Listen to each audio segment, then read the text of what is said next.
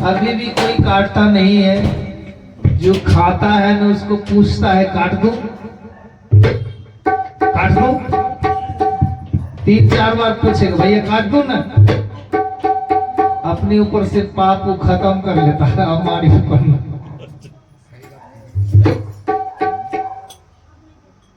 मुर्गी को जो उल्टा लटकाते हैं,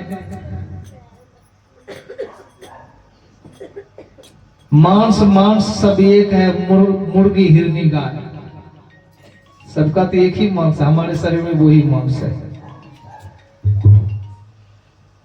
मांस मांस सब एक है, मुर्गी हिरनी गाय हमारे शरीर में वही है। जिनको ज्ञान नहीं है वो कुछ भी खाता है, कुछ भी पहनता है, कुछ भी बोलता है। और जिनको ज्ञान हो जाए, अगर वो खाता है, वो पहनता है, वो बोलता है, तो फिर क्या करता है? तो कैसा पागल है, ये मार्ग में चल रहा है, गलती करता है, ये दुनिया को क्या पता है। तो सदन कसाई मांस काटता नहीं था, कटे हुए मांस लाते तो बेचता था।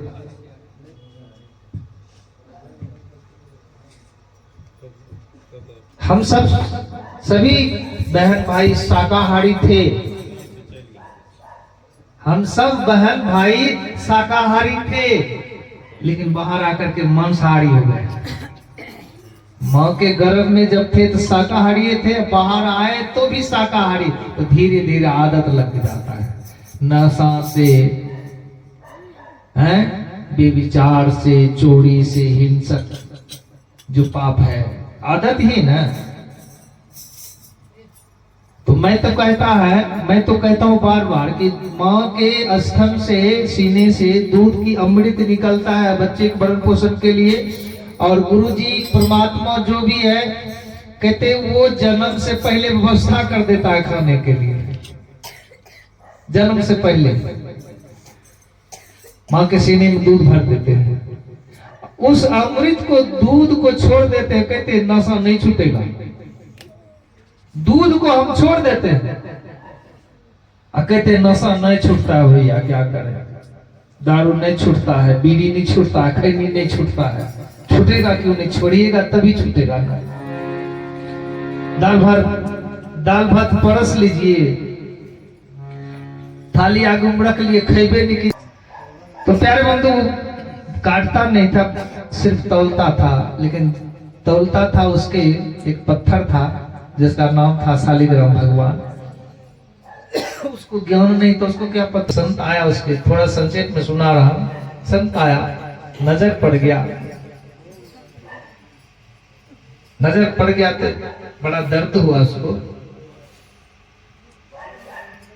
हम भी कहीं जाते हैं ना, कोई अच्छे व्यक्ति अगर सोटा लगाता है तो फिर दुख लगता है, कोई अच्छे व्यक्ति अगर नशा कर लेता है फिर दुख लगता है, कोई अच्छे व्यक्ति गलत बात बोलता है फिर दुख लगता है। ये आदमी ऐसा क्यों बोलता है, ये आदमी ऐसा क्यों करता है, ऐसा नहीं करता। तो सज्जन व्यक्ति था, साधु था, भगवान से मांस तोल रहा है, गलत हो रहा है, कैसे क्या जा। तो उसने क्या कहा भैया, उसने थोड़ा सा उसको पहचान ने कहा कि वाला पत्थर है, ये हमें दे दो, उसके बदले में दूसरा पत्थर देता हूँ। कहा पत्थर है, ले लीजिए। उसको तो पता ही नहीं था। और पत्थर को ले गया, घर में नहलाया धोया, खूब पवित्र किया, निर्मल किया, पूजा पाठ भी किया। रात में वो भी सपना, शालिग्राम भगवान सपने में आता है, अरे तो मुझे कहाँ ले आया, मैं तो वहीं मगन था, मुझे वहीं छोड़ करके आओ, नहीं तुम्हारा कल्याण नहीं। कहा भगवान वो आपसे गलत चीज तौलता है। अरे भैया उसको ज्ञान नहीं है, समझाते हैं, तुम्हें ज्ञान है, समझाओ बुझाओ उसको। तो कहने का अभिप्राय, भगवान आते हैं सपने में कि तुम्हारा कल्याण है, मुझे वहीं दे आओ, क्योंकि हमारे पल्ले में झुलाते हैं, तर्जु में तो प्यारे बंधु फिर वो शालिग्राम भगवान को लेकर के आते हैं सदन कसाई को देने के लिए। क्या भगवान आओ भाग, जो तुम्हें ये मिला है ये भगवान है और तुम इससे मांस तोड़ते हैं, गलत है।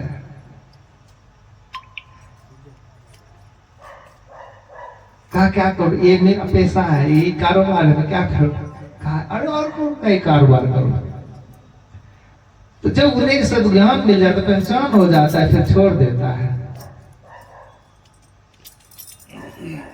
धीरे धीरे समय आया, तीर्थ करने जाता है। तीर्थ करते करते थोड़ी दूर पहुंचते हैं, जब काशी नगरी पहुंच जाते हैं, रात्रि हो जाता है। एक ब्राह्मण के घर में रुकता है। ब्राह्मण के घर में रुकता है, संध्या को आज रात यहीं ठहर लेते हैं। तो ब्राह्मण की पत्नी बहुत सुंदर थी और सदन कसाई भी बहुत सुंदर था। वह नाड़ी सदन कसाई को रूप को देख करके आकर्षित हो जाती है। ध्यान देना है, सभी बहनें भी भाई भी, वो आकर्षित हो जाती है। वो रात्रि में जब सोते हैं, जिस कमरा में आते हैं सदन कसाई को आकर्षित करने के लिए, बहलाने के लिए, तो डरी से सहमे से वो सदन कसाई रहते हैं। कहता है लगता है ये मेरे पति से डर रहे हैं। संक्षेप बता रहा हूं। वो सोचती है कि मेरे पति से डर रहे हैं। वो झट से जाकर के अपने पति को मार देते हैं, काट देते हैं। पति को मार दिया। कहा अब डरने की बात नहीं, अब मुझसे शादी तुम कर सकते हो, अब डरने की बात नहीं है। कहते हैं क्या बात बोलते हैं, आप मेरे माता समान हैं। जैसे सदन कसाई कहा आप मेरे माता समान है, उस नारी को बहुत क्रोध आया। इसके लिए मैंने अपने पति को मार दिया, ये मुझे माथा बना लिया। कहा इसका सजा तुम्हें मिलेगा। और प्रातः होने की इंतजार किया। खूब प्रातः हो गया, चिल्लाई, जोर से चिल्लाया, बचाओ बचाओ, मेरे पति की हत्या इसने कर दिया, मेरे पति की हत्या कर दिया। जबकि उसने कुछ नहीं किया। उस नगरी में एक राजा था, राजा दरबार लगा, सिपाही पकड़ कर ले गया।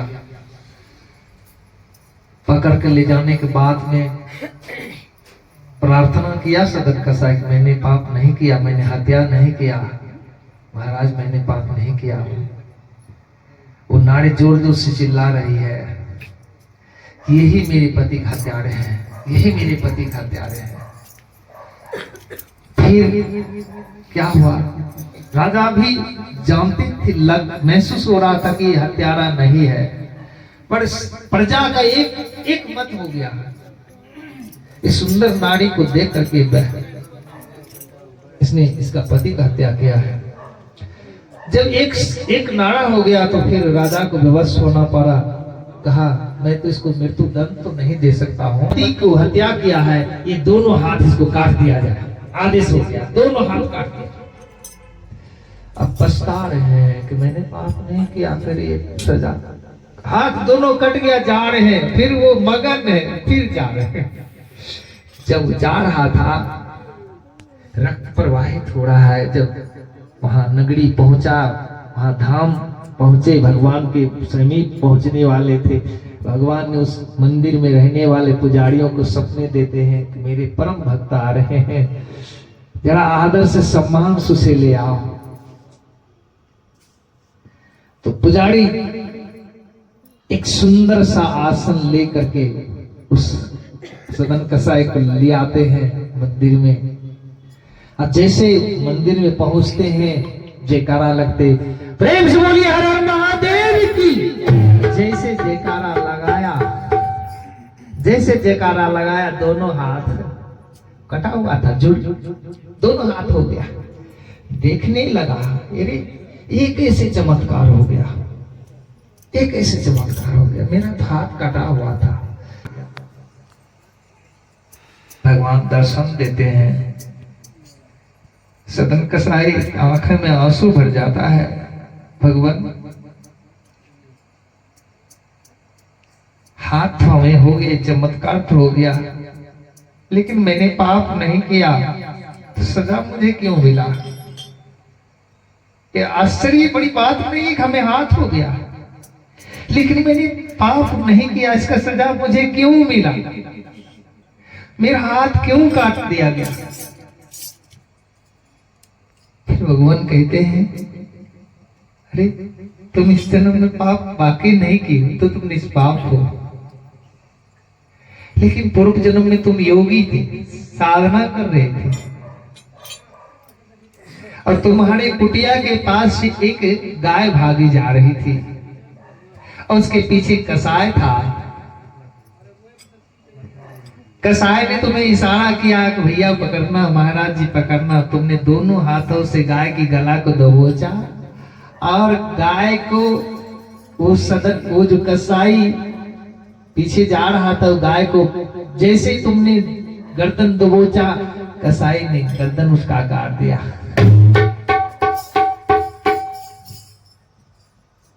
वो कसाई जिस घर में तुम ठहरा था ना, एक ब्राह्मण था, और जो नारी जिसने तुम पर पाप लगाया ना, वही गाय थी। तुमने पाप नहीं किया, लेकिन उस गाय को पकड़ने से जो तुम्हारे दोनों हाथ उस गाय की गले पे पड़ा, उसका सजा तुम्हें मिला है। जब तुमने पाप नहीं किया, लेकिन तुम्हारे कारण ही गाय का हत्या हुआ, इसीलिए वो तुम्हें सजा मिला, तुम्हारा दोनों हाथ काट दिया गया। तो कहने की कर्म का अखाट सिद्धता, जो जैसा कर्म करेगा उसको ऐसा भोगना पड़ेगा, चाहे इस जन्म चाहे अगले जन्म, वो चुकाना ही पड़ेगा। जब तक आप प्रायश्चित नहीं कर लेंगे छुटकारा नहीं मिलेगा। बिना प्रायश्चित का आपको छुटकारा नहीं मिलेगा, जन्म जन्म तक वो पीछा करता रहेगा।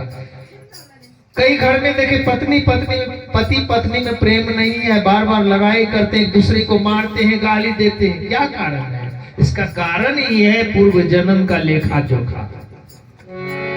घर में लड़ाई कलह होता रहता है, या पुत्र पिता से प्रेम नहीं है, इसका कारण ही है पिछले जन्म का लेखा जोखा। हिसाब बराबर करने के लिए आते हैं, हिसाब बराबर करने के लिए। संजोग देखो, तीर्थ के मार्ग में मिला, उसके घर में ठहरा है, हिसाब ही बराबर करने के लिए ना उसके घर में ठहरना पड़ा।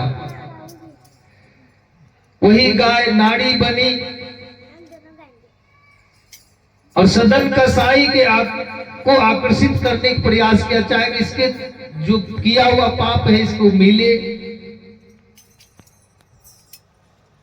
तो कहने का अभिप्राय, हम और आप कर्म का फल किसी न किसी प्रकार से भोग रहे हैं।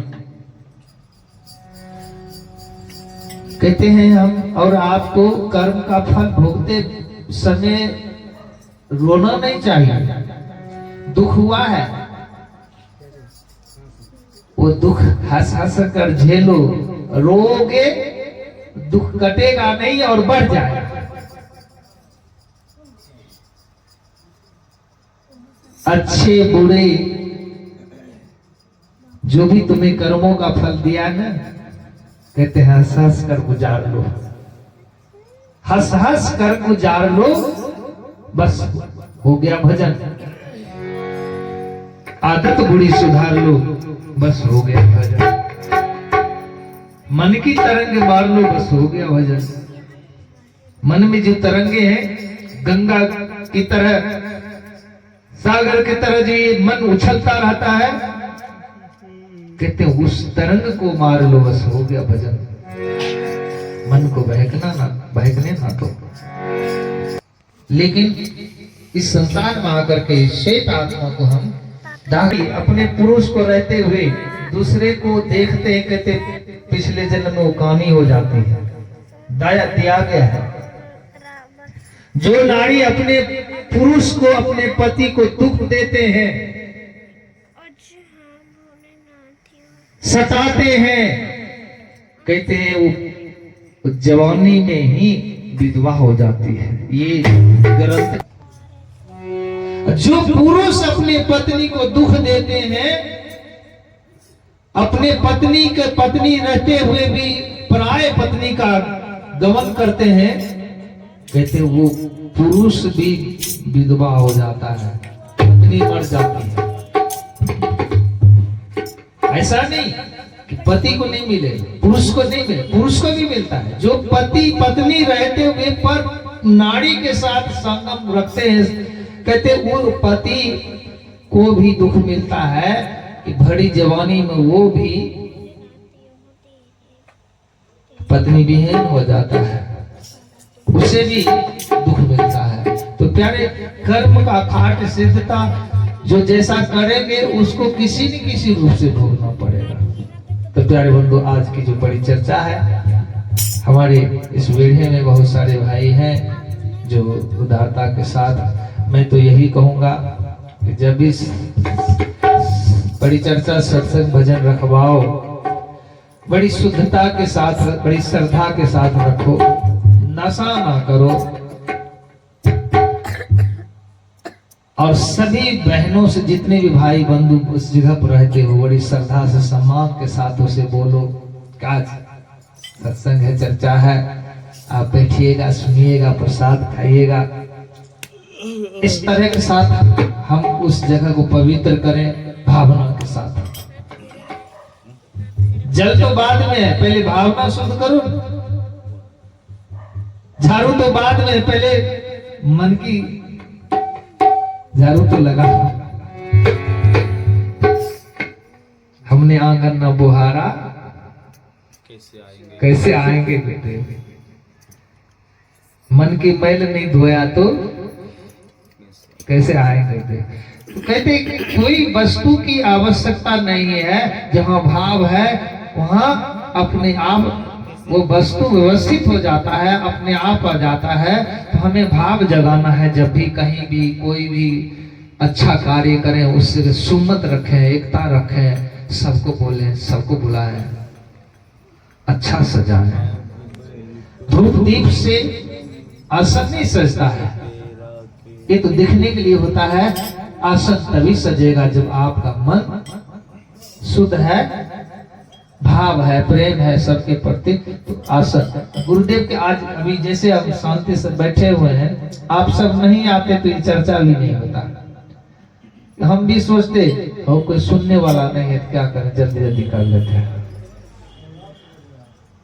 श्रोता अगर सुनने योग्य होता है, सुनता है, तो वक्ता को कहने में भी मन लगता है।